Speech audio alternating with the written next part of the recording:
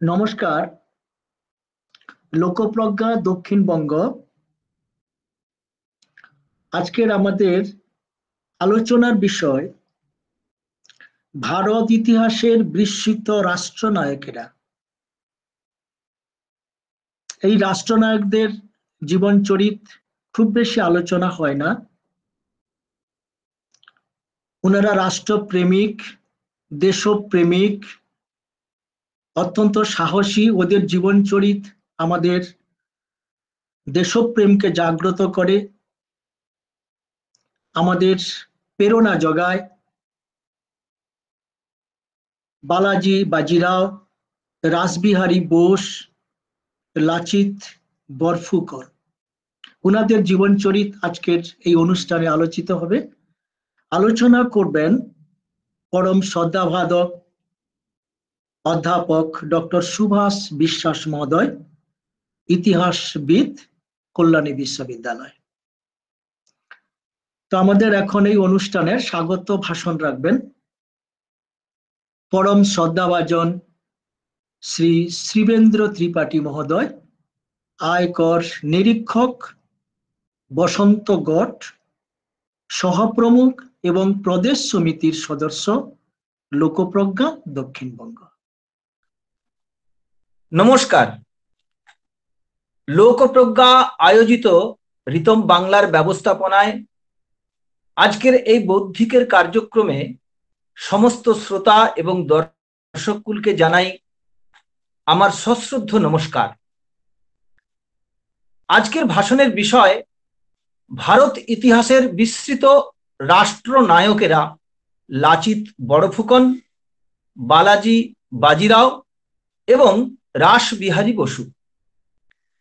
যিনি এই বিষয়ে মূল বক্তব্য রাখবেন তিনি হলেন কল্যাণী বিশ্ববিদ্যালয়ের বিশিষ্ট অধ্যাপক ডাক্তার সুভাষ বিশ্বাস।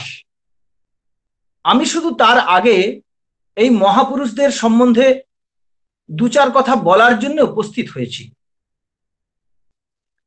আমরা আজ প্রায় ৭৩ বছর স্বাধীন হয়েছি। স্বাধীনতার এত বছর পরেও এদেশের স্বাধীনতা যজ্ঞে আহুতি দেওয়া এই বীর যোদ্ধারা বিস্মৃত কেন? সে প্রশ্ন কি আমাদের মনে কখনো জাগে? পৃথিবীর সব জাতি তার দেশের বীর যোদ্ধা মহাপুরুষদের শ্রদ্ধা করে, সম্মান জানায়, স্মরণ করে। তবে আমরা কেন আমাদের বীর পূর্বপুরুষদের ভুলে গেলাম? ইতিহাসের পাতা থেকে কেন প্রায় লুপ্ত হয়ে গেল তাদের স্মৃতি? এর কারণ খুঁজতে গেলে আমাদের যেতে হবে অনেক গভীরে, কারণ এ এক সুগভীর চক্রান্ত। আমাদের মাতৃভূমি ভারতবর্ষ প্রায় ১০০০ বছর পরাধীন ছিল। ৭১২ খ্রিস্টাব্দে ভারতে প্রথম মুসলিম আক্রমণের কাল হতে প্রায় ৮০০ বছর এদের শাসন করেছে আরবের ঊষর মরুভূমির বর্বর দস্যু পাঠান মোগলেরা। আর আরো প্রায় ২০০ বছর আমরা পরাধীন থেকেছি উচ্চ শিক্ষায় শিক্ষিত, তীক্ষ্ণ বুদ্ধিধারী, সুচতুর ইংরেজ সাম্রাজ্যের কাছে। আজ আমরা ইতিহাস বইতে যা পড়ি তা এই বিদেশি সাম্রাজ্যবাদী বর্বর শাসকদের লেখা ইতিহাসই পড়ি। ইসলামী শাসনকালে বর্বর মুসলমান সম্রাটেরা এক হাতে তরবারি, অন্য হাতে কোরআন নিয়ে সারা ভারতে কি জঘন্য নরসংহারটাই না চালিয়েছে এই ৮০০ বছর। একদিকে শত শত মন্দির, বৌদ্ধ বিহার, জৈন মঠ, শিল্প, স্থাপত্য, শিক্ষা কেন্দ্র ধ্বংস করেছে। অন্যদিকে আমাদের ঘরের মা বোনেদের ইজ্জত লুণ্ঠন করে হারেমে বন্দি রেখে তাদের উপর করেছে অকথ্য অত্যাচার। লাখো লাখো হিন্দুর রক্তে রাঙিয়ে দিয়েছে এদেশের মাটি। নালন্দা, তক্ষশিলা, অযোধ্যা, মথুরা, কাশী সহ ৫০,০০০-এরও বেশি দেবালয়, ধর্মস্থান, শিক্ষা প্রতিষ্ঠান শুধু ধ্বংস করেই ক্ষান্ত হয়নি তারা, তার ভগ্নস্তূপের উপর গড়ে তুলেছে ইসলামের বিজয় স্মারক। এই নরপিশাচ মুসলমান সম্রাটেরা তাদের বীরত্বের কাহিনী লিখে রাখতে তাদেরই অন্যে প্রতিপালিত মোসাহেবদের দিয়ে লেখালেন ভারতের নতুন ইতিহাস। আবুল ফজল, বরকত আহমেদ, আকবর শাহ খান, নিজামুদ্দিন আসির প্রভৃতি চাটুকারেরা লিখল ইসলামী সাম্রাজ্যের স্বর্ণযুগের কল্পিত কাহিনী। মুসলমান সম্রাটেরা কত মহান, ঔরঙ্গজেবের কত ধর্মপ্রাণ, 10,000 রাজপুত রমণীকে হারেমে বন্দি রেখে প্রতিনিয়ত ধর্ষণ করা আকবর কতই না হিন্দু দরদি প্রজা বৎসল বীর যোদ্ধা। অন্যদিকে এদেশের চোখে মেবার, সিংহ রানা প্রতাপ, দুর্গাবতী, ছত্রপতি শিবাজি এরা মোটেই বীর মহান দেশভক্ত নয়, ছিল দস্যু, ভীরু, অহংকারী, পর্বত মুশিক ইত্যাদি ইত্যাদি ইত্যাদি। ইসলামী শাসনে আমরাও ধীরে ধীরে সেই অত্যাচারী শাসকের মিথ্যা ইতিহাসই পড়তে বাধ্য হলাম। এরপর এলো ইংরেজ শাসন। 1757 সাল পলাশির প্রান্তরে মুসলমান সাম্রাজ্য অস্তমিত হয়ে এদেশে এলো ক্রূর ইংরেজ। এবার এক অন্য আক্রমণ। বুদ্ধিমান ইংরেজ এদেশকে যুগ যুগ ধরে শাসন করার লক্ষ্য নিয়ে এক সুদূর প্রসারী পরিকল্পনা গ্রহণ করলো। ভারতীয় জাতিকে হীন, দুর্বল, ভীরু, কাপুরুষ হিসাবে প্রতিপন্ন করতে বদলে দিল এদেশের ইতিহাস, প্রাচীন শিক্ষা পদ্ধতি। 1835 সাল ইংল্যান্ডের তৎকালীন শিক্ষামন্ত্রী লর্ড মেকলের সুপারিশ মতো এদেশে প্রবর্তিত হলো মেকলে শিক্ষা পদ্ধতি। উদ্দেশ্য কালো চামড়ার ইংরেজ তৈরি, যারা ভারতেরই লোক হবে, দেখতে হবে আমাদেরই মতো, কিন্তু শিক্ষায়, দীক্ষায়, বিদ্যায়, বুদ্ধিতে হবে ইংরেজ, প্রবল ভারত বিদ্বেষী, যারা এদেশের প্রাচীনতা, সংস্কৃতি, কৃষ্টি, বীরত্ব, ইতিহাসকে সর্বদা হীন বলে ঘৃণা করতে শিখবে। আজ স্বাধীনতার এত বছর পরেও দেখছি তারা অনেকাংশে সফল হয়েছে। তাই আজ স্বদেশের সাধনায় শিক্ষিত দার্শনিক, ইতিহাসবিদ আচার্য স্যার যদুনাথ সরকার, রমেশচন্দ্র মজুমদারদের ইতিহাস না পড়ে আমরা পড়ে চলেছি বিজাতীয় শিক্ষায় শিক্ষিত সেই ইসলামী ও মেকলে ইতিহাসবিদদের সুযোগ্য উত্তরসূরি ইরফান হাবিব, রমিলা থাপার, রামচন্দ্র গুহ প্রভৃতিদের লেখা ইতিহাস, যাদের ইতিহাসে ঠাঁই হয়নি এদেশের প্রকৃত বীর যোদ্ধা, রাষ্ট্রপ্রেমী মহাপুরুষদের। স্বাধীনতার পরে এই বছরে আমাদের দেশের শিক্ষামন্ত্রীদের তালিকায় চোখ বোলালেও আমরা বুঝতে পারবো কেন আমাদের নবীন প্রজন্ম আজও এদেশের প্রকৃত ইতিহাস জানতে বঞ্চিত হচ্ছে। কারা আছেন এই তালিকায়? আছেন আবুল কালাম আজাদ, হুমায়ুন কবির, মোহাম্মদ করিম চাগলা, ফখরুদ্দিন আলী আহমেদ, নুরুল হাসান প্রভৃতিরা।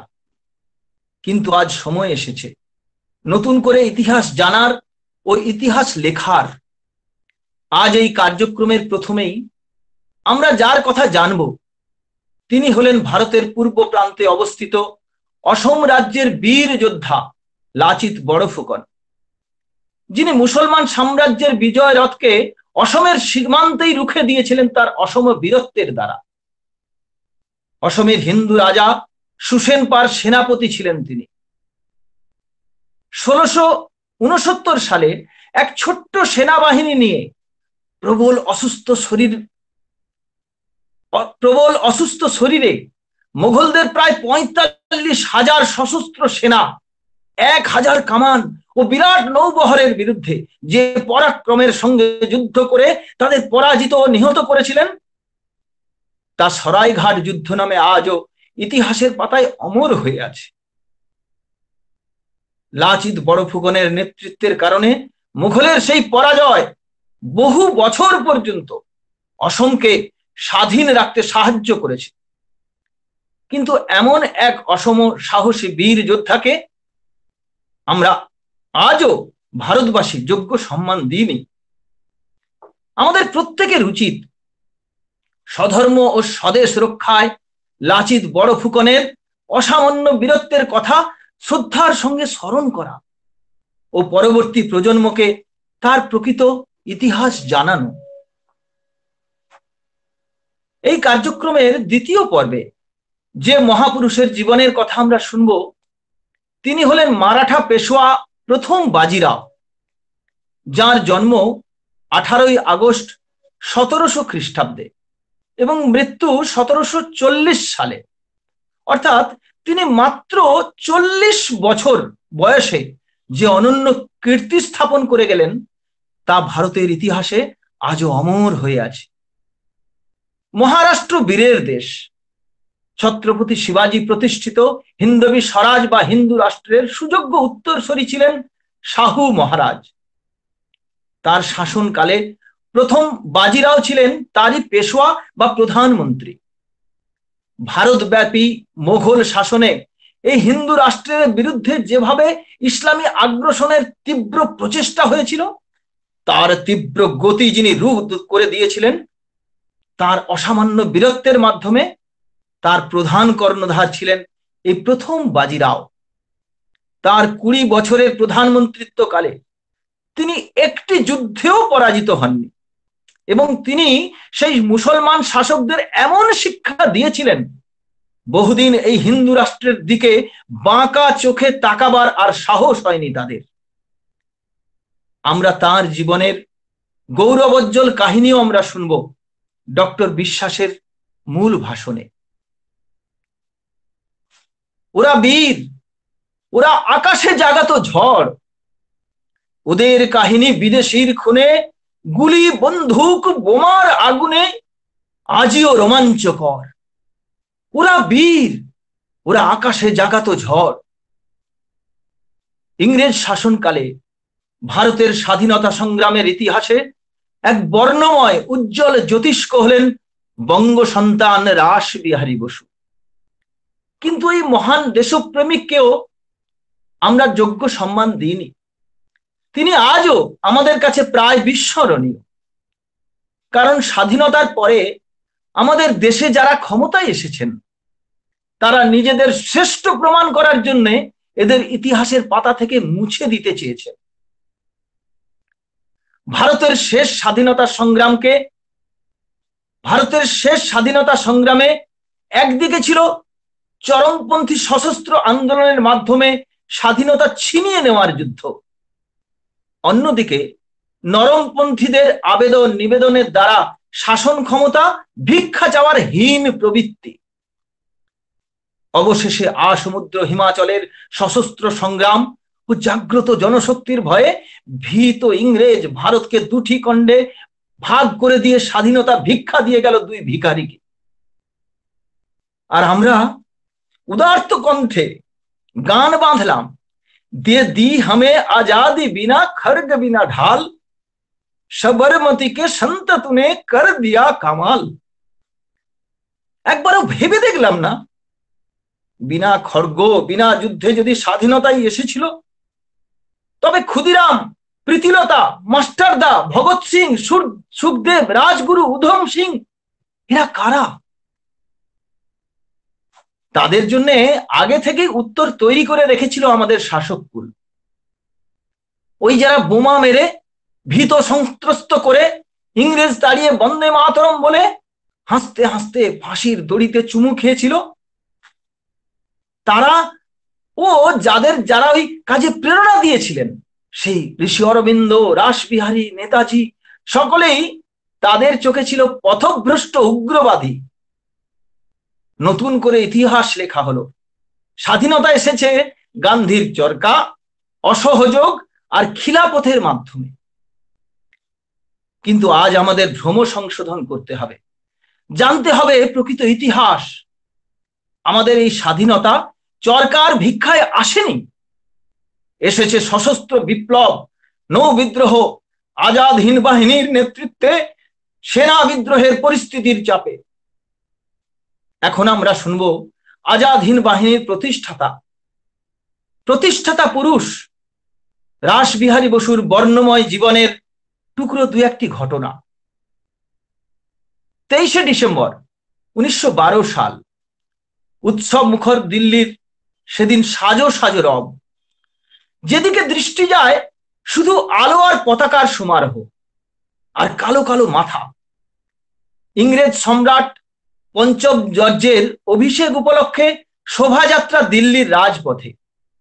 তার সঙ্গে ভারতের রাজধানী কলকাতা থেকে দিল্লিতে স্থানান্তরিত হওয়ার পরে বড়লাটের দায়িত্ব গ্রহণের প্রথম অনুষ্ঠান। হাতির পিঠে চেপে সস্ত্রীক বড়লাট হার্ডিঞ্জ এবং তার সঙ্গে রাজ কর্মচারী, দেশীয় রাজা মহারাজা মোসাহেবের দল চলেছে।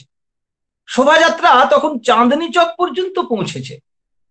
আশেপাশের ছাদ থেকে মেয়েদের ভিড়, সবাই একবার বড়লাটকে দেখতে চায়। হঠাৎ কোথা থেকে এক সুবেশা তরুণী উপস্থিত হলো দোতলার ভিড়ের মধ্যে।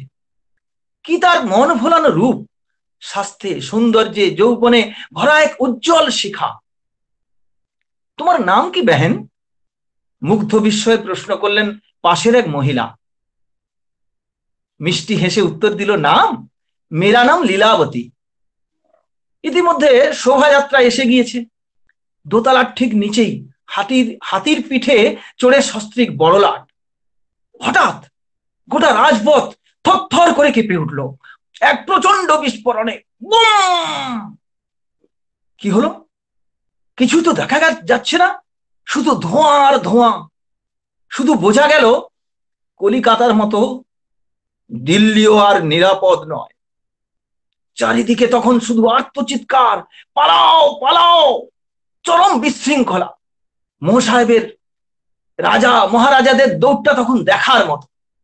বোমার শব্দে হাতিগুলির উন্মত্ত ছোটাছুটি। ধোঁয়া সরতে দেখা গেল বড়লাটের হাতির মাহুতটি মারা পড়েছে। বড়লাটের অবস্থাও সঙ্গীন। তাকে ধরাধরি করে নিয়ে যাওয়া হলো হাসপাতালে। কিন্তু আশ্চর্য, এই হট্টগোলের মাঝে সেই সুন্দরী তরুণী লীলাবতী কোথায় যে অদৃশ্য হয়ে গেল, কেউ টেরই পেল না। তবে কি সেই বোমাটা সেই তরুণী ছুঁড়েছিল, না অন্য কেউ? শুরু হলো তদন্ত, গবেষণা। আক্রোশে ফেটে পড়ল শাসক দল। শেষে কিনা ইংরেজ শাসকের সর্বোচ্চ প্রতিনিধি বড়লাটের উপর হামলা। সবচেয়ে বেশি প্রতিবাদে সরব দেশীয় রাজা মহারাজার দল। কি অন্যায়, কি অন্যায়! বড়লাট না থাকলে আমাদের খেতাব দেবে কে? এর সর্বস্তরে প্রতিবাদ হওয়া উচিত। প্রতিবাদে সবাইকে ছাপিয়ে গেলেন সরকার বাহাদুরের একান্ত অনুগত এক ভক্ত, দেরাদুন বন বিভাগের বিশিষ্ট কর্মচারী রাসবিহারী বসু। এক প্রতিবাদ সভায় ভাষণ দিতে গিয়ে তার সেকি তর্জন গর্জন। বললেন, ধিক সেই পাষণ্ড আততায়ীকে! আমাদের মহান বড়লাট বাহাদুরকে এমন ঘৃণ্য পন্থায় যে আক্রমণ করেছে, তাকে অবিলম্বে গ্রেপ্তার করে চরম শাস্তি দেওয়া উচিত। বলতে বলতে রাগে দুঃখে কেঁদে ফেললেন তিনি। ভাষণ থামিয়ে সভার মঞ্চ থেকে নেমে এলেন চোখের জল মুছতে মুছতে। শাসক সম্প্রদায় তো প্রশংসায় পঞ্চমুখ। সত্যি রাসবিহারীর মতো রাজভক্ত প্রজা আর কজন আছে এই দেশে? তাবর তাবর গোয়েন্দারা যখন শত চেষ্টা করে ওই আততায়ীকে ধরতে পারলেন না, তখন সরকার অপরাধীকে ধরিয়ে দিতে 1 লক্ষ টাকার পুরস্কার ঘোষণা করলো। কিন্তু এতেও কোনো কাজ হলো না। 1913 সালের 17ই মে লাহোরের পুলিশ ক্লাবে বোমা পড়ল। পুলিশ বিভাগ দিশেহারা। খুঁজতে খুঁজতে অবশেষে কলকাতায় ধরা পড়ল অনুশীলন সমিতির এক সদস্য দীননাথ তলোয়ার। পুলিশের নির্মম অত্যাচারে সে হার মানল। ফাঁস হয়ে গেল সেদিন বড়লাটের উপরে হামলার সব চক্রান্তের কাহিনী। জানা গেল সেদিন সেই সুন্দরী তরুণী লীলাবতী কোনো তরুণী নয়, বাংলার এক দামাল কিশোর বসন্ত বিশ্বাস। লাহোরের পুলিশ ক্লাবে হামলাও তাদেরই দলেরই কাজ। আরে এই মহাযজ্ঞের যিনি প্রধান কর্ণধার, তিনি আর কেউ নয়, দেরাদুন বন বিভাগের বিশিষ্ট রাজ কর্মচারী রাসবিহারী বসু। রাসবিহারী! লালমুখ ইংরেজ থেকে শুরু করে চেনা পরিচিত প্রতিটি মানুষ স্তম্ভিত। তা কি করে হয়? রাসবিহারী তো সরকার বাহাদুরের পেয়ারের লোক। কত বড় বড় পুলিশ অফিসার, সরকারি বড়বাবুদের সঙ্গে তার ওঠা বসা, মাখামাখি। তবে কি বাঘের ঘরে ঘোগের বাসা? এত বড় দুঃসাহস! ধরে আনো সেই বিশ্বাসঘাতকটাকে। কিন্তু কোথায় রাসবিহারী? দেরাদুন থেকে তল্পিতল্পা গুটিয়ে ততক্ষণে তিনি হাওয়া। যে করেই হোক রাসবিহারীর মাথা চাই। পুরস্কার ঘোষণা হলো 1,12,500 টাকা। কিন্তু সবই বৃথা। রাসবিহারী যে এ যুগের সব্যসাচী, ভারতের প্রতিটি ভাষা তার আয়ত্তে। তাছাড়া নিমেষে ভোল বদল করতে সে একজন সুদক্ষ শিল্পী। তাই তিনি কখনো ফেটা বাবু, কখনো সতীশচন্দ্র, আবার কখনো সুরেন্দ্রনাথ সেজে ঘুরে বেড়াতে লাগলেন। আজ লাহোর, কাল অমৃতসর, পরশু কলকাতা, তো পরদিন আবার চন্দননগরে। কতবার তিনি পুলিশের মুখোমুখি হয়েছেন, কথাবার্তা বলেছেন, কিন্তু ওই পর্যন্তই। তাকে কেউ সন্দেহ করেনি আর ধরতেও পারেনি। রাসবিহারী তখন কাশিতে। একদিন সকালে হঠাৎ চমকে উঠলেন, বাইরে পুলিশ, গোটা বাড়িটাই তারা ঘিরে ফেলেছে। বাইরে হুঙ্কার, দরজা খোলো, কে আছো ভেতরে? ডাক শুনে বেরিয়ে এলো এক উড়ে ঠাকুর। চোখে মুখে তার ভয়। পুলিশের প্রশ্ন, রাসবিহারী ভেতরে আছেন? ঘাড়ে নেড়ে সম্মতি জানালো সে। আগে হ্যাঁ, বাবু ভেতরেই আছেন, ঘুমোচ্ছেন। সঙ্গে সঙ্গে রাইফেল হাতে হুড়মুড় করে ঢুকে পড়ল পুলিশের বাহিনী। কিন্তু কোথায় রাসবিহারী? আশ্চর্য, কেউ নেই। সেই উড়ে ঠাকুরটিও না, কোথাও নেই। কথাবার্তার ফাঁকে সেই উড়ে ঠাকুরের ছদ্মবেশে রাসবিহারী কখন যে পালিয়েছে কেউ তা খেয়ালই করেনি। সেবার কলকাতায় শিয়ালদা থেকে ধর্মতলা পর্যন্ত সেদিন পুলিশে পুলিশে ছয়লাভ। রাসবিহারী এসেছেন এই কলকাতাতেই, এখানেই কোথাও আশ্রয় নিয়েছেন। একেবারে পাক্কা খবর। তন্ন তন্ন করে সর্বত্র খোঁজা হলো, কিন্তু কোথায় রাসবিহারী? না, কোথাও তো নেই। শিয়ালদা স্টেশনের পোস্ট অফিসের দোতলায় বসে যে প্রৌঢ় অ্যাংলো ইন্ডিয়ানটি তখন তন্ময় হয়ে বেহালায় সুর তুলেছিলেন, তিনি কিন্তু ছিলেন স্বয়ং রাসবিহারী বোস। সেদিন কেউ তাকে চিনতে পারেনি। এবার তার জন্মভূমি চন্দননগর। চারপাশে সেদিন পুলিশের দৃঢ় বেষ্টনী, মশা মাছি পর্যন্ত গলার উপায় নেই। একেবারে অভ্রান্ত খবর, রাসবিহারী এই বাড়িতেই আছে। যে করেই হোক এবার তাকে ধরতেই হবে। কিন্তু সব চেষ্টা বৃথা।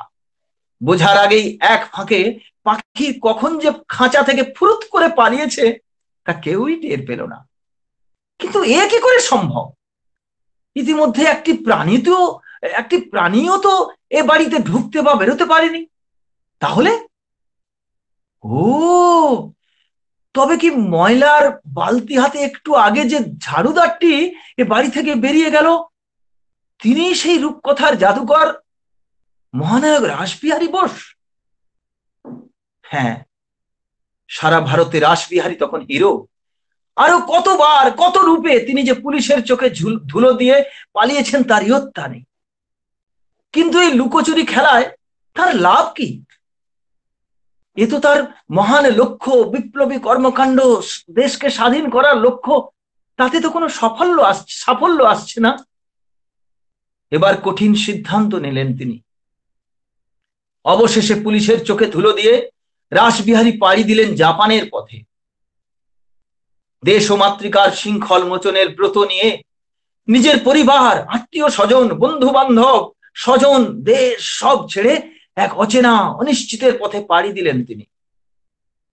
লক্ষ্য বিদেশের মাটিতে গিয়ে সেনা সংগ্রহ করে ইংরেজদের বিরুদ্ধে এক অন্তিম নির্ণায়ক যুদ্ধে অবতীর্ণ হতে। জাপানের মাটিতে তৈরি করলেন আইএনএ। পরবর্তীকালে যার নেতৃত্বভার তুলে দিয়েছিলেন নেতাজি সুভাষচন্দ্র বসুর হাতে, যে বাহিনী আজাদ হিন্দ ফৌজ নামে ইংরেজদের ঘুম কেড়ে নিয়েছিল। এখন আমরা এই তিন বিস্তৃত মহান যোদ্ধার অমর বীরত্বের আরো অনেক কাহিনী শুনব আমাদের সম্মানীয় অধ্যাপক ডাক্তার সুভাষ বিশ্বাস মহোদয়ের মুখ হতে, যা আমাদের নবীন প্রজন্মকে এই দেশ ও তার প্রকৃত সুসন্তানদের প্রতি শ্রদ্ধায় অবনত হতে শেখাবে। নমস্কার।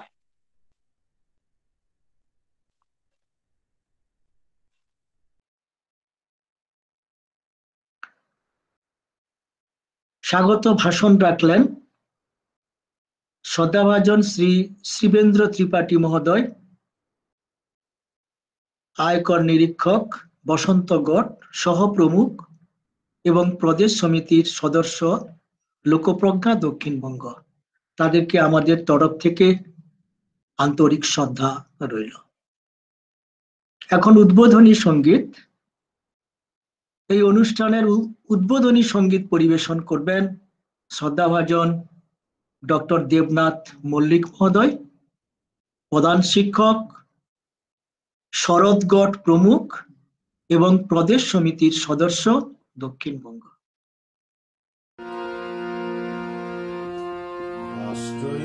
দেবতা আর অন্য কিছু নয়, হৃদয়ে জানিয়া এই গভীর রাষ্ট্রই দেবতা আর অন্য কিছু নয়, হৃদয়ে জানিয়া এই গভীর সবারে বাসিয়া ভালো জ্বালিয়া গেলের আলো, বসুধারা বিলতা পড়ে যাব রাষ্ট্রই দেবতা আর অন্য কিছু নয়, হৃদয়ে জানিয়া এই গভীর সবারে বাসিয়া ভালো জ্বালিয়া গেলের আলো, বসুধারা বিলতা হয়ে যাব রাষ্ট্রই দেবতা আর অন্য কিছু নয়।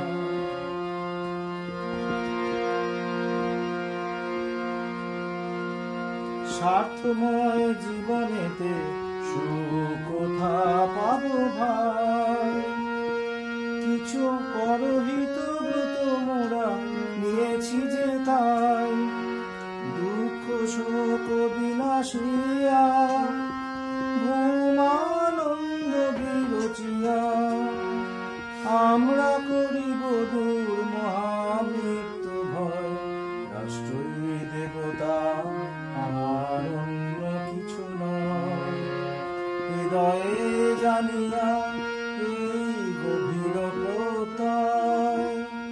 রাষ্ট্রই দেবতা আর অন্য কিছু নয়, সর্বলোকে সুখী হবে সুস্থ হয়ে রবে সবে, দুঃখ দৈন শোক ভয় আর নাহি রবে, ন্যায্য সাম্য অধিকারে হোক তাহা সবাকারে, বিঘোষিব বিশ্ব মাঝে মানবের জয়, রাষ্ট্রই দেবতা আর অন্য কিছু নয়, হৃদয়ে জানিয়া এই গভীর রাষ্ট্রই দেবতা আর অন্য কিছু নয়। অনন্ত বিচিত্র পথে মহাযাত্রা করি, পরিপূর্ণ আনন্দের আমি আহরি, অনন্ত বিচিত্র পথে মহাযাত্রা করি, পরিপূর্ণ আনন্দের আনিব আহরি, খণ্ড ক্ষুদ্র বাসনারে চিত্ত হতে রাখি দূরে, পরহিতে জীবন করে যাব ক্ষয়, রাষ্ট্রই দেবতা আর অন্য কিছু নয়, হৃদয়ে জানিয়া এই গভীর রাষ্ট্রই দেবতা আর অন্য কিছু নয়, লক্ষ্যে পৌঁছতে যদি এ জীবন যায়, কিছু মাত্র ক্ষতি মোরা নাহি গণিতায়, লক্ষ্যে পৌঁছতে যদি এ জীবন যায়, কিছু মাত্র ক্ষতি মোরা নাহি গণিতার। বারো বারো জন্ম লোভী শতেক যাতনা সহি, এ পুত জীবন ধারা করিব অক্ষয়। রাষ্ট্রই দেবতা আর অন্য কিছু নয়, হৃদয়ে জানিয়া এই গভীর প্রত্যয়। সবারে বাসিয়া ভালো জ্বালিয়া জ্ঞানের আলো, বসুধারা বিলতা করে যাব ক্ষয়।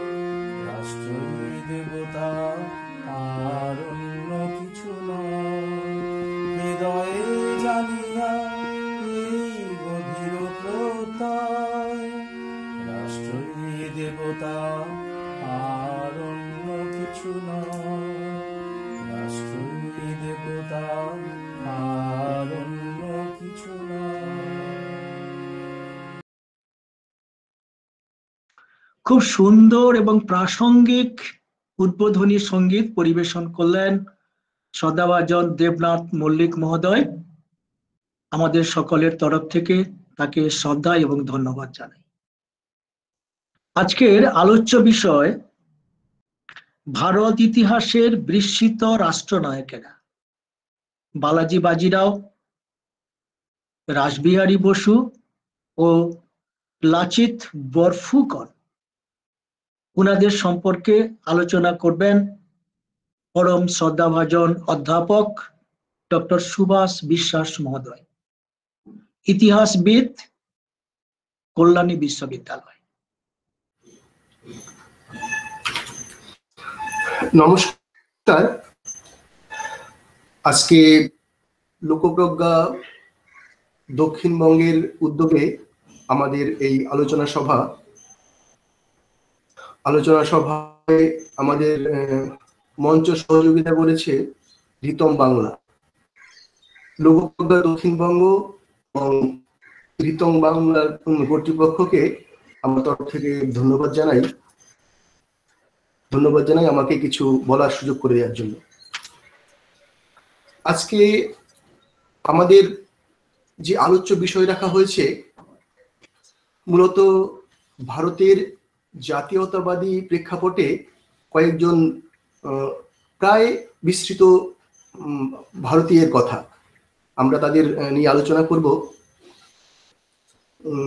জাতীয়তাবাদের প্রেক্ষাপটে আমাদের সুদীর্ঘ ইতিহাসে অসংখ্য মহামানব আমরা পেয়েছি ভারতে। এদের মধ্যে বিভিন্ন ঘটনায় বিভিন্ন কারণে দেখা যাবে আজকের যুগে তাদের মধ্যে কেউ কেউ আমাদের থেকে অনেকটাই যেন দূরে, আমরা যেন তাদের কাউকে অনেকেই যেন ভুলে গেছি বা ভুলে থাকতে চাইছি। কেউ আমরা যেন তাদেরকে যোগ্য সম্মানও দিতে পারছি না। এমন যে অসংখ্য জাতীয়তাবাদী নেতা ভারতে ছিলেন, তাদের মধ্য থেকে আমরা আজকে কয়েকজনকে নিয়ে আলোচনা করব, যাদের মধ্যে অন্যতম হলেন লচিত বরফুকন, বালাজি বাজিরাও, রাসবিহারী বোস। এই তিনজনকে নিয়ে আজকে আমরা কথা বলবো। আর এই তিনজনের মূল ক্ষেত্র ভারতের বিভিন্ন প্রান্তে ছড়িয়ে। লচিত বরফুকন, তার মূল কর্মক্ষেত্র ছিল ভারতের একেবারে পূর্ব সীমান্তে আসাম। তারপর প্রথম বাজিরাওয়ের কর্মক্ষেত্র পশ্চিমে মারাঠা সাম্রাজ্য এবং ইংরেজ আমলের যে বিপ্লববাদ, এই বিপ্লববাদের যিনি অন্যতম হোতা রাসবিহারী বোস, তার জন্ম এবং উঠে আসা এই বাংলা থেকে। আমরা তাদেরকে নিয়ে আজকে আলোচনা করব। আমরা সময়ের নিরিখে সাজাবো, শুরু করব লচিত বরফুকনকে দিয়ে। লচিত বরফুকন হলেন সপ্তদশ শতকের মানুষ। আর আমরা যারা বাঙালি, যারা পশ্চিমবঙ্গে দীর্ঘকাল ইতিহাস চর্চা করছি, ইতিহাস পড়াশোনা করেছি, অদ্ভুতভাবে এই নামটার সঙ্গে মনে হয় আমরা বেশিরভাগ বাঙালি পরিচিত নই, অন্তত ওই পাঠ্যক্ষেত্রে। অথচ পরিচিত হওয়া দরকার ছিল। এমন একজন দেশপ্রেমিক বীর যোদ্ধা, তার সঙ্গে, তার নামের সঙ্গে, তার কাহিনীর সঙ্গে আমাদের পরিচিত হওয়া দরকার ছিল, কিন্তু সেটা আমরা হয়তো বিভিন্ন কারণে হয়ে উঠতে পারিনি। ভারতের অন্যান্য প্রদেশেও লচিত বরফুকন প্রায় বিস্তৃত এক মানুষ, তাকে আমরা আজকে স্মরণ করব আলোচনার মধ্য দিয়ে। লচিত বরফুকন ছিলেন সেনাপতি। বর্তমান আসামের যে আগের রাজবংশ, অহোম রাজবংশ, এই রাজবংশ প্রায় 800 বছর রাজত্ব করেছে আসামে। দিল্লিতে যখন সুলতানি শাসন শুরু হয়েছে,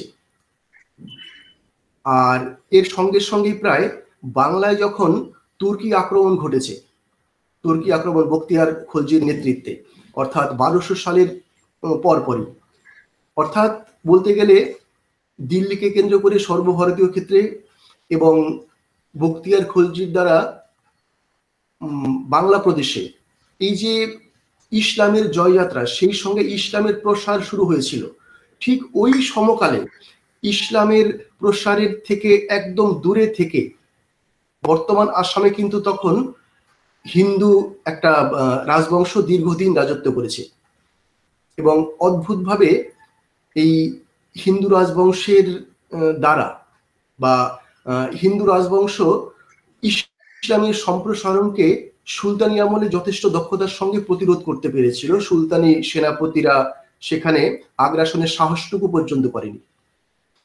এইভাবে আমরা লক্ষ্য করছি যে সুলতানি শাসনে যখন দিল্লিকে কেন্দ্র করে ভারতের বিভিন্ন প্রান্তে এবং কিছুকাল পর থেকেই বাংলায় বিশেষ করে ইলিয়াস শাহী এবং হুসেন শাহী আমলে ইসলামের যেভাবে প্রসার ঘটেছে, তা কিন্তু এই অহোম রাজ্যে সম্ভব হয়নি। ঘটায় পরবর্তীকালে দিল্লিতে শাসকদের পরিবর্তন ঘটলো, রাজবংশের পরিবর্তন ঘটলো। দিল্লির সিংহাসনে 1526 সালে মুঘলরা সিংহাসনে বসলো এবং শুরু হলো মুঘল বংশের শাসন। এই মুঘল বংশের শাসনকে বলা যাবে ইসলামের সম্প্রসারণের ক্ষেত্রে ওই সুলতানি বংশের ফেজ 2। সুলতানি বংশ ইসলামের সম্প্রসারণে যে কাজগুলো করে গেছেন, যতটা এগিয়ে গেছেন, ঠিক সেখান থেকে যেন মুঘল শাসকরা, মুঘল সম্রাটরা ইসলামের সম্প্রসারণটা শুরু করেছেন বিভিন্ন প্রান্তে। একেবারে আসমুদ্র হিমাচল তারা বিভিন্ন ইস্যুতে ইসলামের সম্প্রসারণের জন্য চেষ্টা চালিয়েছেন। ঠিক এমনই একটা সম্প্রসারণের ক্ষেত্র ছিল তাদের আসাম। মুঘল সম্রাটরা লক্ষ্য করছেন যে দীর্ঘদিন কি করে আসাম এই ইসলামের বাইরে আছে, সেখানে হিন্দু রাজবংশ কিভাবে এত বছর রাজত্ব করছে, তা তাদের কাছে বিস্ময়ের ছিল। অতএব এবার নজর পড়ল আসামের দিকে। আমরা যে আসামের কথা বলছি তখন যেটা অহোম সাম্রাজ্য, এই সাম্রাজ্যেই তখন সেনাপতি ছিলেন লচিত বরফুকন, আমরা যার কথা আজকে আলোচনা করছি। এই লচিত বরফুকন খুবই দক্ষ সেনাপতি ছিলেন। যেহেতু রাজবংশে তার জন্ম, স্বাভাবিকভাবেই রাজবংশের সন্তানদের যেরূপ শিক্ষা দীক্ষা বীরত্বের পাঠ নিতে হয়, ছোটবেলা থেকেই তিনি সেসব পাঠ নিয়েছেন এবং সেই সঙ্গে অত্যন্ত গভীর জাতীয়তা বোধে তিনি উদ্দীপ্ত ছিলেন। তিনি যখন বিভিন্ন স্তর পেরিয়ে একেবারে চূড়ান্ত জায়গায় আসামের মানে অহোম সাম্রাজ্যের সেনাপতির পদ পেলেন, তখন এই ইসলামের আগ্রাসন বা মুঘলের আগ্রাসন থেকে এই অহোম সাম্রাজ্যকে রক্ষার দায়িত্ব মূলত তার উপরেই পড়ল। ঠিক এমন সময়ে আমরা লক্ষ্য করছি যে মুঘলরা আসামের দিকে নজর দিচ্ছে। বাংলা তখন মুঘলদের দখলে এবং আসামে তাদের সম্প্রসারণের জন্য চেষ্টা চলছে। আর যুদ্ধক্ষেত্রে যেটা চিরকাল হয়ে আসছে, যুদ্ধ হচ্ছে ছল, বল, কল কৌশল, সব রকম পদ্ধতি সবাই ব্যবহার করতে চায়। বিশেষ করে ইসলামের শাসনে তো আমরা এটা বারবার দেখেছি যে ছলে বলে কলে কৌশলে বিপক্ষকে পরাজিত করা, তাদের দখল করা ইত্যাদি চেষ্টা হয়েছে। এবং সেই চেষ্টা কিন্তু আসামে শুরু হয়েছে এই লচিত বরফুকনকে দিয়েই। যে লচিত বরফুকনের উপরে সম্রাটের অগাধ বিশ্বাস, প্রধানমন্ত্রী অগাধ বিশ্বাস, মানে আসামের সম্রাট এবং প্রধানমন্ত্রী তাদের অগাধ বিশ্বাস, অথচ সেই সম্রাটের কাছে একটা চিঠি গেল, চিঠি পাঠিয়েছেন তখনকার মুঘল সেনাপতি রাম সিং, যিনি নাকি আসাম আক্রমণ করবেন বলে দায়িত্ব পেয়েছেন। এই রাম সিং আসামের সম্রাটকে চিঠি পাঠিয়েছেন যে তখন আসামের রাজা ছিলেন চক্রধ্বজ সিংহ। রাজা চক্রধ্বজ সিংহকে চিঠি পাঠিয়েছেন যাতে লেখা ছিল যে লচিত বরফুকন 1 লক্ষ টাকার বিনিময়ে গুয়াহাটিতে মুঘল সাম্রাজ্য স্থাপনের অনুমতি দিয়েছেন। একটা চিঠি, চিঠিতে মুঘলদের সেনাপতি দাবি করছেন, রাম সিং দাবি করছেন যে আপনাদের সেনাপতি লচিত বরফুকন 1 লক্ষ টাকার বিনিময়ে গুয়াহাটিতে মুঘল সাম্রাজ্য স্থাপনের অনুমতি দিয়েছেন। এই চিঠি পেয়ে সম্রাট এবং তার প্রধানমন্ত্রী তারা কি সিদ্ধান্ত নেবেন? তাহলে কি লচিত বরফুকন আসামের সঙ্গে, অহমের সঙ্গে বিশ্বাসঘাতকতা করছে? কিন্তু না, রাজা এবং প্রধানমন্ত্রীর এত বিশ্বাস ছিল লচিতের কর্মকাণ্ডে, তার আগের যে প্রেক্ষাপট, সেই সব প্রেক্ষাপটে এত বিশ্বাস ছিল যে এই চিঠিকে ভুয়ো বলে কিন্তু তারা উড়িয়ে দিয়েছেন এবং লচিতের উপরে যথারীতি ভরসা রেখেছেন। এই প্রেক্ষাপটে লচিত যখন মুঘল সম্রাটের বা মুঘল বাহিনীর আক্রমণের গন্ধ পাচ্ছেন, তখন তিনি শুরু করেছেন আসামের রক্ষার জন্য পরিকল্পনা। এই পরিকল্পনার প্রথম স্তর ছিল একটা বিশাল উঁচু প্রাচীর দিয়ে আসামকে ঘিরে ফেলে মুঘলদের আক্রমণ প্রতিহত করা। এই প্রাচীর নির্মাণের দায়িত্ব তিনি দিলেন তার নিজের মামাকে। মামার নেতৃত্বে সেখানে এক বিশাল প্রাচীর গড়ে তোলা হবে যা মুঘল আক্রমণকে প্রতিহত করবে। যথারীতি তার মামার নেতৃত্বে কাজ চলছে, কিন্তু যে সময়ের মধ্যে যেটুকু কাজ হওয়া উচিত সেই প্রাচীরের সেটুকু কাজ হয়ে ওঠেনি, যার ফলে যথারীতি তিনি অভিযুক্ত করলেন তার মামাকে। অভিযুক্ত করে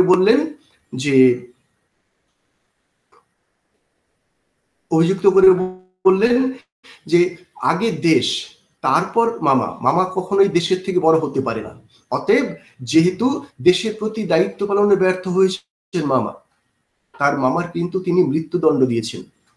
মৃত্যুদণ্ড দিয়ে তিনি শীঘ্রই গন্ধ পাচ্ছেন যে খুব অচিরেই শুরু হবে নিশ্চয়ই মুঘলদের আক্রমণ, এবং এই আক্রমণের পরিকল্পনা যে সেই চিঠির মধ্য দিয়ে শুরু হয়েছে তিনি তাও ফিল করছিলেন। এই অবস্থায় বলতে বলতেই শুরু হয়ে গেল আক্রমণ। এবং সেই বিশাল মুঘল বাহিনী ইতিমধ্যে 1206 সালে দিল্লিতে ইসলামের শাসন শুরু হওয়ার পর, আমরা যে সময়ের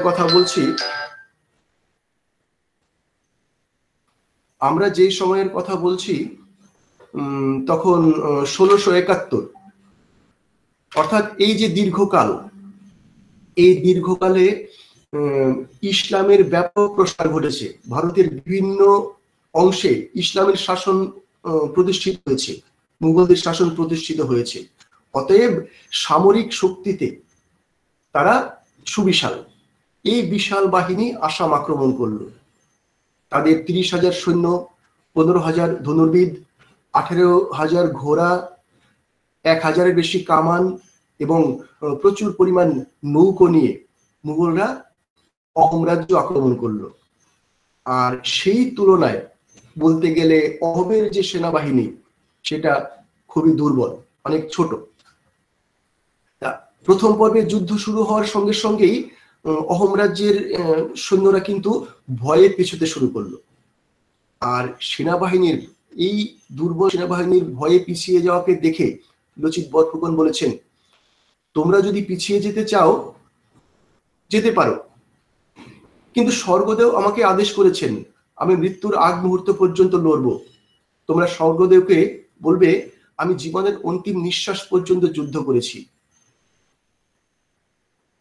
লচিতের এই বাণী অহমের সেনাদের দারুণভাবে উত্তেজিত করে। তারা নতুন উদ্যমে যুদ্ধে ঝাঁপিয়ে পড়ে এবং শেষ পর্যন্ত কিন্তু তিনি যুদ্ধে জিতেছিলেন। তিনি অহোম রাজ্যকে জিতিয়েছিলেন, আসামে মুঘলদের আগ্রাসনকে প্রতিহত করতে পেরেছিলেন, যার ফলে সেই চারিদিকে যখন ইসলামের প্রসার ঘটেছে ভারতের বিভিন্ন প্রান্তে, এই লচিত বরফুকনের বীরত্বের জন্য ইসলাম মানে মুঘল সেখানে কিন্তু ঢুকতে পারেনি। বহাল তবিয়তে নিজ সাম্রাজ্য, নিজ ধর্ম, নিজ জনগণকে রক্ষা করতে পেরেছিলেন লচিত বরফুকন। এবং এই এই যে আসামকে রক্ষা, আসামের মানুষের ধর্মকে রক্ষা, তার সবচেয়ে বড় কৃতিত্ব সে যুগে লচিত বরফুকনের। দুঃখের বিষয়, যে বছর এই যুদ্ধে তিনি জয়লাভ করলেন 1671 খ্রিস্টাব্দে সরাইঘাটের যুদ্ধ, জয়লাভ করে যখন নিজের রাজ্যকে বাঁচালেন সেই বছরই তার জ্বর হলো। এবং সেই জ্বরের মধ্যে প্রসঙ্গত বলা দরকার যে জ্বর শুরু হয়েছিল যুদ্ধ করতে করতেই, এবং যুদ্ধে জয়ের পর জ্বর যখন আরো বেড়ে গেল সেই জ্বরে তার মৃত্যুও হলো।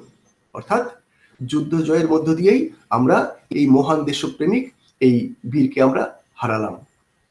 তা এভাবে লচিত বরফুকন মুঘলদের আগ্রাসন থেকে, ইসলামের আগ্রাসন থেকে আসামকে দীর্ঘ রক্ষা করেছেন এবং আরো অন্তত 150-200 বছর আসামে সেই রাজবংশ শাসন করেছে।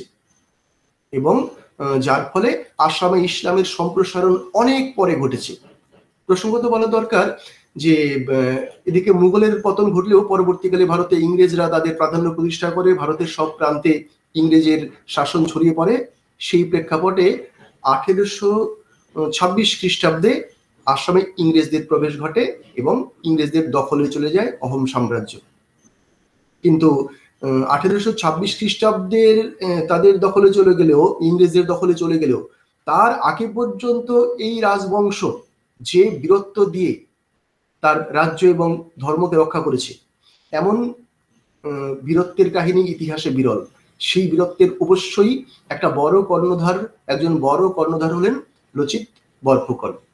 কিন্তু দুঃখের বিষয় যে এমন বীর দেশপ্রেমিক, এমন জাতীয়তাবাদী ইতিহাসে যার আলোচনা একটা বড় অংশ জুড়ে থাকা উচিত, খুব গুরুত্ব দিয়ে পড়ানো উচিত, দুর্ভাগ্য আমাদের যে সেটা হচ্ছে না, দেশের বিভিন্ন প্রান্তে হচ্ছে না। এবং হচ্ছে না বলেই নতুন প্রজন্ম তার নাম জানতে পারছে না। এই বিস্তৃত এক জাতীয়তাবাদী নেতাকে আমরা আমাদের শ্রদ্ধা জানাই। আমরা এরপর আলোচনা করব আরেকজন বিস্তৃত দেশপ্রেমিকের কথা। তিনি হলেন মারাঠা পেশোয়া প্রথম বাজিরাও। মারাঠা পেশোয়া প্রথম বাজিরাও আপনারা সবাই জানেন যে শিবাজির সময় থেকেই সেখানে সম্রাটের শাসন পরিচালনায় সহযোগিতার জন্য প্রধানমন্ত্রীর পদ তৈরি করা হয়েছিল, যাকে মারাঠা ভাষায় বলা হতো পেশোয়া। পেশোয়া শব্দের অর্থ প্রধানমন্ত্রী। এই প্রধানমন্ত্রীদের অন্যতম ছিলেন প্রথম বাজিরাও। শিবাজির পরবর্তীকালে যখন শাহু মারাঠার সম্রাট, সেই সময়ে প্রথম বাজিরাও ছিলেন সেখানকার প্রধানমন্ত্রী। তা এই প্রধানমন্ত্রী কালে প্রথম বাজিরাও যে অদ্ভুত দূরদর্শিতা দেখিয়েছেন এবং বীরত্ব দেখিয়েছেন, তাও কিন্তু ইতিহাসের এক গুরুত্বপূর্ণ আলোচনার বিষয়। কেমন? প্রথম বাজিরাও লক্ষ্য করেছিলেন যে 1200 সালের পর থেকে প্রথমে দিল্লির সুলতানগণ এবং পরবর্তীকালে মুঘল সম্রাটগণ একের পর এক ধীরে ধীরে ভারতের সমগ্র অংশই দখল করতে চলেছে এবং সেই সঙ্গে ইসলামের প্রসার ঘটেছে। তা ভারতে ইসলামের প্রসার যেভাবে ঘটেছে সেই গতিতে যারা প্রথম প্রতিরোধ করতে পেরেছিল তাদের মধ্যে অন্যতম ব্যক্তি হচ্ছেন প্রথম বাজিরাও। তার অদ্ভুত দূরদর্শিতা সেই কাজে তাকে সাফল্য এনে দিয়েছিল। কেমন? প্রথম বাজিরাও লক্ষ্য করছিলেন যে যদি আমরা অন্য আর 5টা সাম্রাজ্যের মতোই, রাজ্যের মতোই যুদ্ধ করতে যাই, এই বিশাল শক্তি সম্পন্ন মুঘল বাহিনীর সঙ্গে যুদ্ধে এটে ওঠা সম্ভব হবে না। তার জন্য তিনি কৌশল নিয়েছিলেন নিজের ধর্ম এবং নিজের জাতিকে ঐক্যবদ্ধ করে আমার শক্তি সঞ্চয় করতে হবে। আমরা সবাই জানি মানুষের মনস্তত্ত্ব যদি বিশ্লেষণ করা যায়, দেখা যাবে নিজের মাতৃভাষা, নিজের ধর্ম, এই বিষয়গুলো দিয়ে মানুষকে সবচেয়ে বেশি ঐক্যবদ্ধ করা যায়। এই মনস্তত্ত্বটাই উপলব্ধি করেছিলেন প্রথম বাজিরাও। তিনি কি করেছিলেন? তিনি প্রথমে নিজের ধর্মীয় গোষ্ঠীকে একত্রিত করতে চাইছিলেন। ইতিহাসে বিভিন্ন ঘটনায় দেখা যাবে, আমরা সেই আলেকজান্ডারের সময় থেকে দেখতে পাই, যখন আলেকজান্ডার ভারত আক্রমণ করছেন তখন আমাদের দেশীয় কোনো রাজা তাকে সাদরে অভ্যর্থনা জানাচ্ছেন, আসুন আসুন। ঠিক এর উল্টো কাজ যদি করা যেত, আমাদের ভারতে এই বিদেশিদের হয়তো এই বারবারন্তই কোনো সময় সম্ভব হতো না। এবং সেই উল্টো কাজটাই করেছিলেন প্রথম বাজিরাও।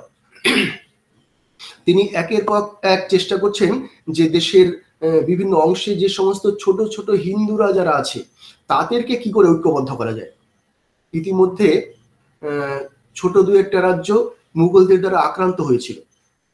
মুঘল বাহিনীর আক্রমণের সময় এই বাজিরাও, মারাঠাদের পক্ষ থেকে বাজিরাও কিন্তু তাদেরকে সাহায্য করেছিলেন, যার ফলে হিন্দু রাজারা প্রথম বাজিরাওয়ের কাছ থেকে, মানে মারাঠাদের কাছ থেকে সাহায্য পেয়ে এবং সেই যুদ্ধে মুঘলদের বিরুদ্ধে জয়লাভ করে প্রথম বাজিরাওয়ের প্রতি কৃতজ্ঞতা প্রকাশ করলেন যে এই বাজিরাওয়ের সাহায্যেই কিন্তু আমরা আমাদের এই জয় আনতে পেরেছি। এর ফলে বাজিরাও পেয়ে গেলেন নিজের ধর্মের কয়েকজন প্রতিবেশী শক্তিকে, সম্রাটকে, এবং তার শক্তি বাড়ল।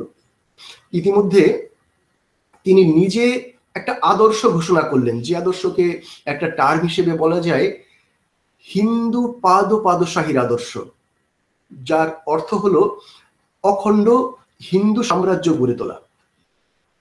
ভারতে অখণ্ড হিন্দু সাম্রাজ্য গড়ে তোলার যে আদর্শ তিনি ঘোষণা করলেন, এই ঘোষণা কিন্তু তখনকার রাজনীতিতে দারুণভাবে একটা জোয়ার তুলল। কেমন? ভারতের বিভিন্ন প্রান্তের হিন্দু রাজারা মুঘলদের বিরুদ্ধে ঐক্যবদ্ধ হতে শুরু করলেন বাজিরাওয়ের নেতৃত্বে।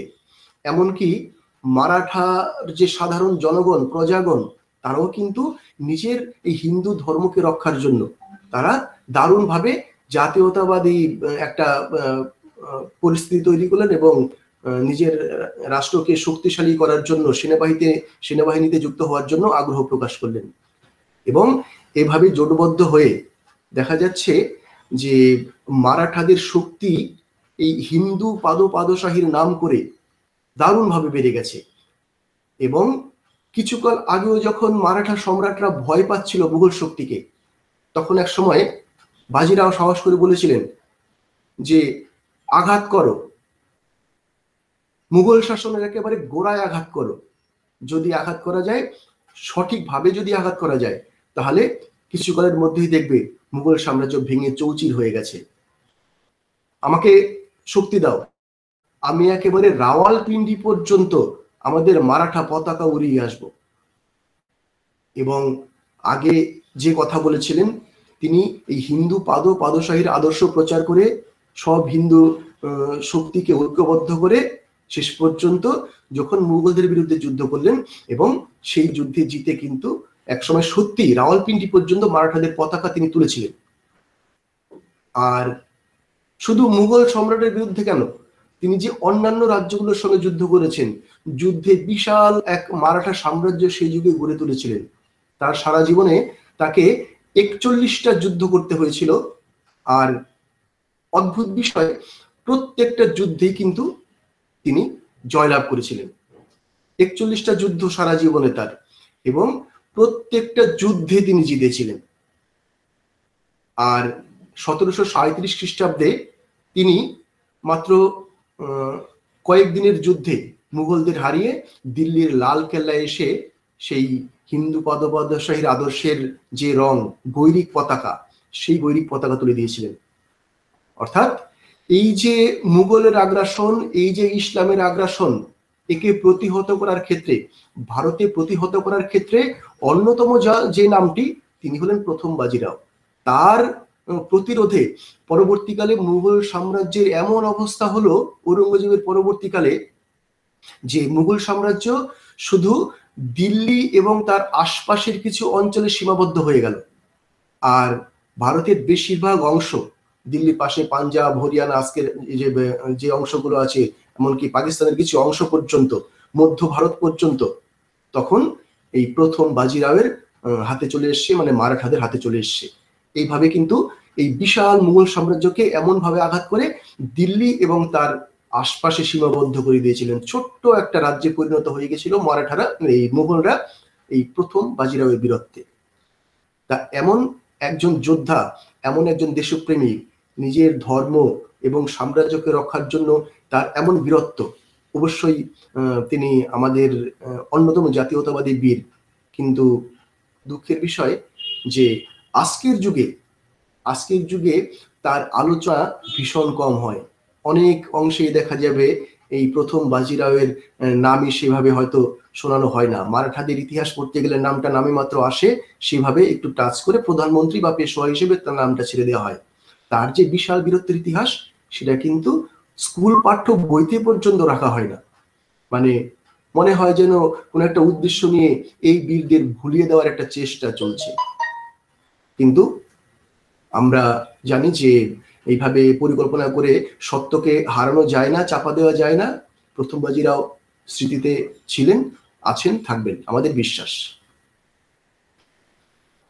আমরা এরপর এক বাঙালি বীরের কথা বলবো, যিনি আসমুদ্র হিমাচল কাঁপিয়ে দিয়েছিলেন একক শক্তিতে, যার কোনো সাম্রাজ্য ছিল না। বরফুকন যেমন আসামের সেনাপতি ছিলেন, প্রথম বাজিরাও যেমন মারাঠা পেশোয়া ছিলেন, এমন কোনো বিশাল ব্যক্তি তার ছিল না। তিনি সাধারণ মানুষ হয়ে বিশাল এক সাম্রাজ্যকে যেভাবে কাঁপিয়ে দিয়েছিলেন, তা ইতিহাসের আরেক বিষয়। তিনি এ যুগের বিস্তৃত প্রায় বাঙালি বিপ্লবী রাসবিহারী বসু। আমরা ইতিহাসের পাতায় প্রচুর বিপ্লবীর কাহিনী পড়ব, সারা দেশের বিপ্লবীদের কাহিনী পড়ি, কিন্তু অদ্ভুতভাবে এই সুবিশাল বীরের কাহিনীর নামটা কোনো কোনো ক্ষেত্রে শুধু টাচ করে বেরিয়ে যাওয়া হয়, আবার কোনো কোনো ক্ষেত্রে নামটাই নেই। আমরা সেই বিস্তৃত প্রায় রাসবিহারী বসুর কথা একটু আলোচনা করব। রাসবিহারী বসু আমাদের একেবারে খাঁটি বাঙালি। গঙ্গার ওপারে তার জন্ম, কোনো সময় বা হয় হুগলি জেলায়, কোনো সময় বর্ধমান জেলায় তার জন্ম, সে নিয়ে বিতর্ক থাকলেও যাক, তিনি বাঙালি।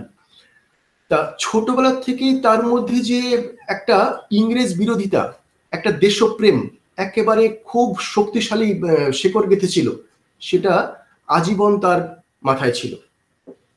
ছোটবেলা থেকেই তিনি ইংরেজের মূর্তি তৈরি করতেন এবং মূর্তি তৈরি করে সেই মূর্তি আবার নিজে লাঠি দিয়ে ভাঙতেন। অর্থাৎ এইভাবেই তার দেশপ্রেম ছোটবেলায় তৈরি হয়েছিল।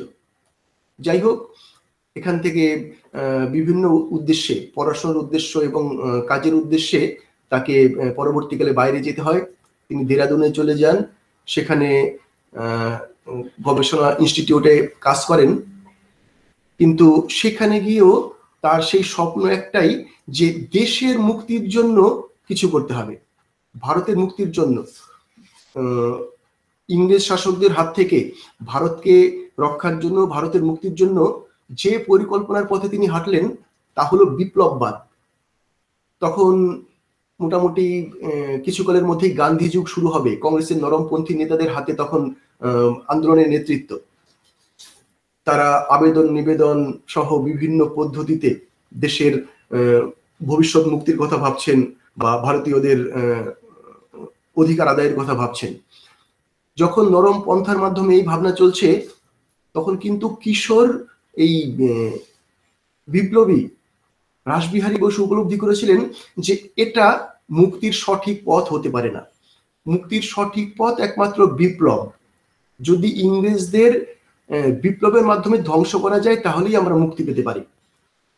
এই উদ্দেশ্য নিয়ে তিনি পাঞ্জাব, উত্তরপ্রদেশের বিভিন্ন বিপ্লবীদের সঙ্গে গোপন যোগাযোগ গড়ে তুললেন এবং সেই যোগাযোগের পর একটা বড় পরিকল্পনা নিলেন যে ইংরেজদের যারা বড় পদাধিকারী তাদেরকে যদি খুন করা যায় তাহলে ইংরেজরা ভয় পেয়ে যাবে, এমন ভয় পাবে যে তারা শীঘ্রই দেশ ছাড়ার পরিকল্পনা করতে বাধ্য হবে।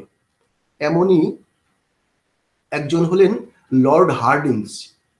এই বড়লাট লর্ড হার্ডিঞ্জকে খুন করার পরিকল্পনা করলেন রাসবিহারী বসু এবং সেই উদ্দেশ্যে আরেক বিপ্লবী, বয়সে কম, বসন্ত বিশ্বাস, এই বসন্ত বিশ্বাসকে নিয়োগ করলেন রাসবিহারী এবং 1912 খ্রিস্টাব্দে এই রাসবিহারীর পরিকল্পনা অনুসারে বসন্ত বিশ্বাস হার্ডিঞ্জকে লক্ষ্য করে বোমা ছুড়লেন, কিন্তু লক্ষ্যভ্রষ্ট হয় হার্ডিঞ্জ বেঁচে গেলেন। কিন্তু ইংরেজরা বুঝে গেল যে এইভাবে যদি চলতে থাকে একের পর এক, আজকে এখানে কালকে ওখানে ঘটনা চলতেই থাকবে, অতএব তারা আতঙ্কিত হলো। এবার এই যে ঘটনা, বোমা নিক্ষেপের যে ঘটনা, এর যে পান্ডা তাদের চোখে, যে মাথা, সেই রাসবিহারীকে খোঁজার জন্য তোলপাড় শুরু হয়ে গেল। ইতিমধ্যে রাসবিহারী পালিয়ে গেছেন, বসে নেই, কিন্তু পালিয়ে গোপনে বিভিন্ন জায়গায় কাটিয়ে কাটিয়ে যে প্ল্যান করেছেন সেটা আরো মারাত্মক। সেটা শুধু একটা বোমা নিক্ষেপের মধ্যে সীমাবদ্ধ নেই। তিনি প্ল্যান করেছেন দেশের সব প্রান্তে, সারা ভারতে একসঙ্গে একটা সেনা অভ্যুত্থান, গণ অভ্যুত্থান ঘটানো। যদি সারা দেশে একসঙ্গে গণ অভ্যুত্থান ঘটানো যায় তাহলে ইংরেজরা তা সামাল দিতে পারবে না। যেটা আগে হয়েছিল 1857 সালে যখন সিপাহী বিদ্রোহ হচ্ছে, যেহেতু বিভিন্ন প্রান্তে আগে পরে হচ্ছে, এই প্রান্তে বিদ্রোহ দমন করে সেই সেনাদের অন্য প্রান্তে বিদ্রোহ দমনে পাঠানো সম্ভব হয়েছিল। আর রাসবিহারী বোস এই ভুলটা করতে চাচ্ছিলেন না। তিনি চাইছিলেন সারা দেশে একসঙ্গে একটা বিপ্লব ঘটানো, যে বিপ্লবকে সামাল দিতে পারবে না ইংরেজরা এবং ইংরেজ শাসনের পতন ঘটবে আমাদের দেশে। কিন্তু দুর্ভাগ্যের বিষয়, তার এই চূড়ান্ত পরিকল্পনা বাস্তবিত হওয়ার আগে কর্মকাণ্ড ফাঁস হয়ে যায় এবং ব্যাপক তল্লাশি শুরু হয়। এবং সে যুগে যেভাবে তার গোপন পরিকল্পনা ফাঁস হয়ে গেল, তিনি কোথায় লুকিয়ে আছেন সেটাও ফাঁস হওয়া অস্বাভাবিক কিছু না। আর সেই তার যে বিপ্লবী কর্মকাণ্ড ইতিমধ্যে করে ফেলেছেন, তা এরপর তিনি যদি ধরা পড়েন অবশ্যই ইংরেজের বিচারে তার ফাঁসি হবে, এটা স্বাভাবিক। এই জন্য তিনি পালিয়ে গেলেন। শেষ পর্যন্ত পালিয়ে কিছুদিন নিজের গ্রামে লুকিয়েছিলেন, এখানেও থাকা যাবে না, এখানেও ধরা পড়ে যাবেন, এই ভয়ে শেষ পর্যন্ত ছদ্মনাম নিয়ে রবি ঠাকুরের এক আত্মীয়ের নামে একটা পাসপোর্ট তৈরি করে তিনি 1915 সালে কলকাতার বন্দর থেকে রওনা দিলেন জাপানের উদ্দেশ্যে। রওনা দিলেন এবং শেষ পর্যন্ত জাপানে পৌঁছে সেখানেও কিন্তু আমরা যে সময়ের কথা বলছি 1915 সাল, আমরা জানি প্রথম বিশ্বযুদ্ধ 1939 সালে শুরু হয়। তখন জাপান এবং ব্রিটিশ তারা পরস্পর বিরোধী শক্তি, কিন্তু 15 সালে সেই রকম কোনো প্রেক্ষাপট ছিল না। যার ফলে রাসবিহারী বোস যখন জাপানে, তখন ইংরেজের লুকআউট নোটিশের চাপে জাপানেও কিন্তু তিনি বিপদগ্রস্ত। জাপানে গিয়ে সেখানে তিনি কিন্তু পালিয়ে বেড়াচ্ছেন এ বাড়িতে ও বাড়িতে থেকে। এই অবস্থায় কিছুদিন চলতে চলতে জাপানে কিছু বিশিষ্ট মানুষের সঙ্গে তার যোগাযোগ গড়ে উঠল। এই যোগাযোগের সূত্রে তিনি একটা বিশেষ বাড়িতে তখন আশ্রয় পেলেন কিছুদিনের জন্য।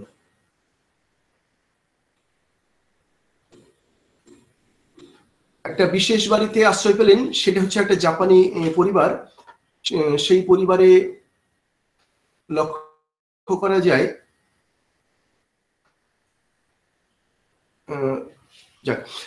সেই পরিবার জাপানের একটা বনেদি পরিবার, তারা ব্যবসায়ী। তাদের জাপানে বিস্কুটের ব্যবসা, রুটির ব্যবসা সহ বিভিন্ন খাদ্যের ব্যবসা। তারা প্রচন্ড ধনী এবং খুব খ্যাতি সম্পন্ন পরিবার। এই পরিবারে বিশিষ্ট একজন, জাপানের বিশিষ্ট একজন অনুরোধ করলেন যে ইনি ভারতের জাতীয়তাবাদী বিপ্লবী, তাকে তোমাদের বাড়িতে কিছুদিন আশ্রয় দাও, কারণ তাকে পুলিশ খুঁজছে, তার প্রাণ বাঁচানোটা দরকার। এবার সেই বাড়িতে যা গোপনে আশ্রয় দেওয়া হলো। কিভাবে ভাগ্য, কার সঙ্গে কার ভাগ্য জড়িয়ে যায়, কোথায় ভারতের এক বিপ্লবী আর কোথায় জাপানের এক ধনী পরিবার, যাদের সঙ্গে কোনোদিন যোগাযোগের কোনো সম্ভাবনা ছিল না, যোগাযোগ গড়ে উঠল। সে বাড়িতে তাদের কিশোরী মেয়ে, এক কিশোরী মেয়ে, তার সঙ্গে জাস্ট আলাপ হলো কিছুদিন পর, মাস 3-4 থাকার পর সেখান থেকেও তাকে পালাতে হবে। সেখান থেকে পালাতে হচ্ছে, পালিয়ে অন্য জায়গায় বাড়ি ভাড়া নিয়েছেন গোপনে, কোনো সময় জঙ্গলের ধারে, কোনো সময় নদীর ধারে। এইভাবে বাড়ি পাল্টে পাল্টে বাঁচতে শুরু করলেন, নিজের জীবন বাঁচাতে শুরু করলেন রাসবিহারী। এমন সময়ে, যেহেতু প্রথম দিকের 4 মাস এই বনেদি বাড়িতে তিনি কাটিয়েছিলেন, এই বাড়ির প্রতি তার কৃতজ্ঞতাবশত কোনো একদিন নেমন্তন্ন করেছিলেন রাসবিহারী বসু এই ফ্যামিলিকে খাওয়া দাওয়ার জন্য। সেই খাওয়া দাওয়ার পর্বের পর যিনি জাপানের বিশিষ্ট ব্যক্তি, প্রথম যার মাধ্যমে এই ফ্যামিলিতে পরিচয় হয়েছিল রাসবিহারী বসু, তিনি অদ্ভুত এক প্রস্তাব দিয়ে বসলেন যে রাসবিহারী ভালো ছেলে, তার সঙ্গে যদি তোমাদের মেয়েটিকে বিয়ে দেয়া যায় কেমন হয়? মেয়েটি সদ্য 20 এবং সে রূপে গুণে সব দিক থেকেই কিন্তু খুব খ্যাতিমতী। এই মেয়েকে কার সঙ্গে বিয়ে দেওয়ার কথা উঠছে? যে নাকি পালিয়ে বেড়াচ্ছে, যার নাম গোত্র কিছুই নেই, বিদেশ থেকে এসছে, যাকে পুলিশ খুঁজছে, যার চালচুলো ঠিকানা কিছুই নেই, তার সঙ্গে আমাদের এই মেয়ের বিয়ে, এটা হয় নাকি? যাক, বিশিষ্ট ব্যক্তির অনুরোধে তারা তখন উত্তর দিলেন না, বললেন ঠিক আছে, মেয়েকে বলে দেখব। এবার যথারীতি মেয়ের মা মেয়েকে বললেন যে এই যে আমাদের বাড়িতে ছিল রাসবিহারী, ভারত থেকে এসছে, তার জন্য বিয়ের প্রস্তাব এসছে তোর জন্য, তা তুই কি বলিস? মা কিন্তু আশা করেছিলেন যে মেয়ে প্রতিবাদ করবে, না না এই বিয়ে সম্ভব না, হাউমাউ করে কাঁদতে শুরু করবে ইত্যাদি। কিন্তু অদ্ভুত ভাবে যে রাসবিহারীকে দেখেছেন, এই মেয়ে রাসবিহারীর বীরত্ব দেখেছেন, দেশের প্রতি তার যে গভীর ভালোবাসা দেখেছেন, এই বিষয়ে মেয়েটির সেই সদ্য কৈশোর পেরিয়ে আসা মেয়েটির মনেও দাগ কেটেছিল। মেয়েটি প্রথমে তার মাকে বলল, আমাকে কিছুদিন ভাবতে দাও, আমি জানাবো। কিছুদিন পর মেয়ে জানালো তার মাকে যে আমি রাজি, আমি সিদ্ধান্ত নিয়েছি, এই সিদ্ধান্তের আর অন্যথা হবে না। যাক, শেষ পর্যন্ত এই মেয়ের সঙ্গে রাসবিহারী বসে বিয়ে হলো। বিয়ের পর যথারীতি তাদের সংসার চলছে, কিন্তু জাতীয়তাবাদী যে আদর্শ, দেশের মুক্তির জন্য তার যে ঐকান্তিক চেষ্টা, এই চেষ্টা থেকে কিন্তু এক বিন্দু সরে এলেন না। তিনি জাপানের সরকারের সঙ্গে যোগাযোগ করলেন। সেই সরকারের সঙ্গে যোগাযোগ করে সেই জাপানের হাতে বন্দী যে ভারতীয়রা, তাদেরকে নিয়ে ভারতের মুক্তির জন্য একটা বাহিনী গড়লেন, Indian Azad Hind Fauj, Indian National Army. এইভাবে তার পরিকল্পনা যে যদি এই আর্মিকে নিয়ে, এই সেনাবাহিনীকে নিয়ে যদি ভারতে ব্রিটিশদেরকে আক্রমণ করা যায়, যদি সাফল্য পাওয়া যায়, তাহলে একটা অঘটন ঘটানো সম্ভব হবে। ইতিমধ্যে দ্বিতীয় বিশ্বযুদ্ধ শুরু হয়েছে। দ্বিতীয় বিশ্বযুদ্ধের প্রেক্ষাপটে আরেক বাঙালি বীর, শুধু বাঙালি কেন, পৃথিবীর অন্যতম বীর সুভাষচন্দ্র বোস ভারত থেকে পালিয়ে বিভিন্ন জায়গায় ঘুরে জার্মানি থেকে আবার চলে গেছেন জাপানে। সেখানে গিয়ে তিনিও রাসবিহারীর মতোই দেশ মুক্তির স্বপ্ন দেখছেন, এবং রাসবিহারী বোস উপলব্ধি করেছেন যে এই যে ন্যাশনাল আর্মি গড়ে তুলেছি, আজাদ হিন্দ ফৌজ গড়ে তুলেছি, এর যোগ্য নেতৃত্ব দিতে পারে একমাত্র সুভাষ। অতএব যথারীতি সুভাষচন্দ্রকে আমন্ত্রণ জানালেন যে তুমি সুভাষ এই বাহিনীর দায়িত্ব গ্রহণ করো, এই বাহিনীর দায়িত্ব গ্রহণ করে এই বাহিনীকে নিয়ে তুমি ব্রিটিশের বিরুদ্ধে লড়াই করে যদি দেশের মুক্তি আনতে পারো। যথারীতি সমস্ত দায়িত্ব সুভাষচন্দ্রের হাতে তুলে দিলেন। এবং সুভাষচন্দ্র পরে যে লড়াইটা দিতে পেরেছিলেন, দিল্লি চলো স্লোগান তুলে আজাদিন বাহিনীকে নিয়ে যে আক্রমণ, ভারতীয় ভূখণ্ডে ঢুকে ইংরেজ বাহিনীকে বিপদে ফেলে দেওয়া, এই সুভাষচন্দ্র যা করতে পেরেছিলেন তার মূল প্রেক্ষাপটটা কিন্তু তখন তৈরি করে দিয়েছেন রাসবিহারী বসু। কিন্তু ইতিহাসে সবসময় সততার সাফল্য আসতে দেখা যায় না, ঠিক তেমনি রাসবিহারী বসু যে স্বপ্ন নিয়ে দেশ ছেড়েছিলেন, যে লড়াই করেছিলেন, তিনি তার সাফল্য দেখে যেতে পারেননি। সুভাষচন্দ্র তার আজাদিন বাহিনীও পরাজিত হয়ে ব্যর্থ হয়েছে, তখন সাফল্য আসেনি। কিন্তু তারা যে ত্যাগ স্বীকার করেছেন, রাসবিহারী বসু সারা জীবনের বেশিরভাগ অংশটাই বিদেশে পড়ে থেকেছেন, জাপানে। 1915 থেকে পরে যত দিন বেঁচে ছিলেন, 1945-46 পর্যন্ত তিনি জাপানেই ছিলেন, এখানে আসতে আর পারেননি স্বদেশের মাটিতে। কিন্তু জাপানে থেকে মুহূর্তের জন্য কিন্তু ভুলতে পারেননি।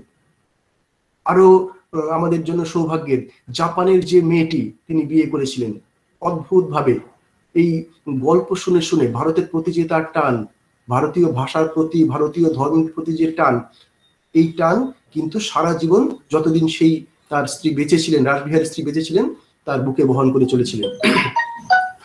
যাই হোক, তা এই রাসবিহারী বসু তা আমাদের স্বাধীনতা দেখে যেতে পারেননি, তার আগে জাপানে তার মৃত্যু হয়।